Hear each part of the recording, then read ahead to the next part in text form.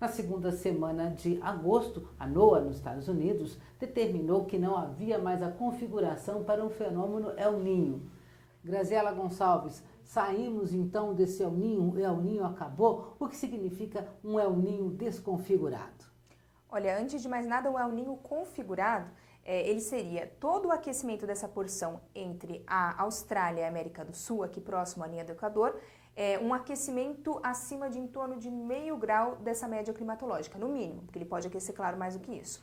A gente vê aqui essa água mais fria perto da costa da América do Sul e essa água bem quente perto da Austrália. O que acontece daqui para frente nesses próximos meses? A gente vai ter entrada dessa água mais quente em direção, mais uma vez, aqui ao Equador. Só que isso não quer dizer que a gente volte a ter um El Niño conforme esse aquecimento for voltando a ficar um pouco mais normalizado. Olhando aqui esse gráfico que dá as nossas 3 probabilidades, que seria esse cinza de neutralidade, o vermelho de El Niño e o azul de Laninha, a gente consegue enxergar que ao longo dos próximos meses a tendência é de se persistir essa neutralidade. Só que se a gente olhar aqui para esse outro gráfico, que tem vários tipos de modelo simulando ali aquela porção do oceano, a gente vê que a grande maioria está dando temperaturas acima de 0 grau, né? Uma anomalia acima de 0. Essa seria normal, 0, e acima disso seria uma anomalia mais positiva. Então a nossa neutralidade, ela vem carregada de um viés mais quente. O Atlântico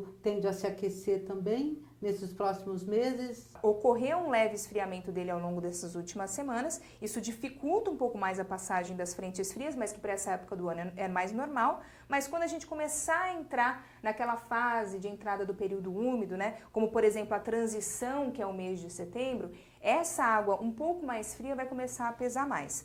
Por enquanto tem tendência que a chuva até retorne um pouco mais para o sul, mas quando a gente começar realmente a ter cara de período úmido, que seria a partir de outubro principalmente, essa água mais fria ela vai dificultar a organização da umidade da Amazônia, a organização das instabilidades que vem lá do norte até o sudeste, por exemplo, ou até o sul, né, aqueles canais de umidade, eles vão ter mais dificuldade para se formar, porque o Atlântico vai estar interferindo muito, por ele não estar tão aquecido, né, como ele deveria numa área aí mais abrangente, para que as frentes frias passem sem grandes dificuldades.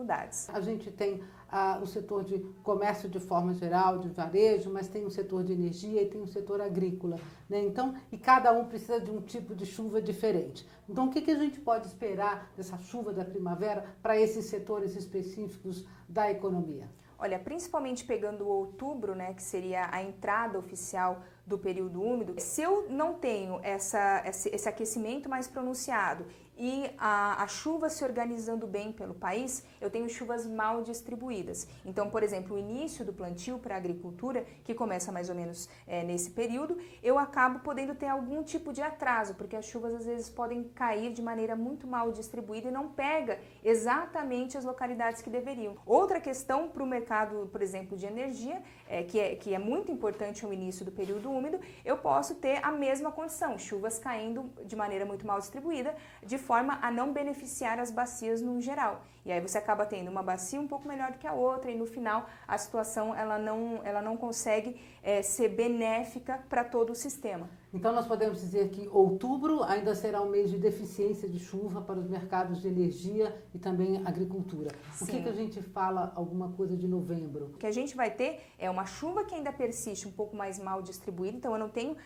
totalmente essa canalização bem bonitinha da umidade da Amazônia, mas não vai ficar seco. As chuvas elas podem ficar um pouco mais abaixo do esperado, né, pensando que o esperado é alto, só que eu vou ter essa questão dessa irregularidade. Então, algumas áreas, por exemplo, como a gente vê mais ao sul, a gente pode ter uma chuva um pouco mais acima do esperado. Nas áreas centrais do país, a gente ainda pode ter um pouquinho mais de dificuldade para que essa chuva se espalhe bem. E isso pode também trazer impactos tanto para a agricultura quanto para a energia. Normalmente em novembro já dá um pouco mais de chuva para áreas como Bahia, Tocantins, o Maranhão, o Piauí, né? Como é que é esse novembro de 2019 para essas áreas? Bom, esse novembro ainda é influenciado por toda essa irregularidade, né? Ele pode ter um certo atraso nessas chuvas, né? Então, assim, já aconteceu outras vezes, principalmente quando a gente está com essa condição oceânica não tão satisfatória para a passagem das frentes frias de uma forma tão ampla, né? Eu posso ter ainda uma irregularidade bem presente durante o mês de novembro para grande parte do Nordeste, também áreas da região norte, como por exemplo o estado do Tocantins. Graziela, então como é que você resumiria a chuva do começo do período úmido de 2019?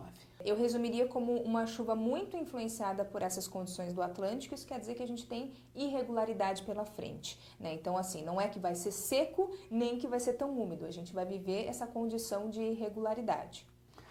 Graziela, alguma surpresa, né, em relação a ondas de frio para essa primavera? Por enquanto, ainda não. E diferente do ano passado, que a nossa primavera começou ainda um pouco mais fria, a tendência é que a gente já comece ela um pouco mais quente e continue assim até pelo menos o final de 2019.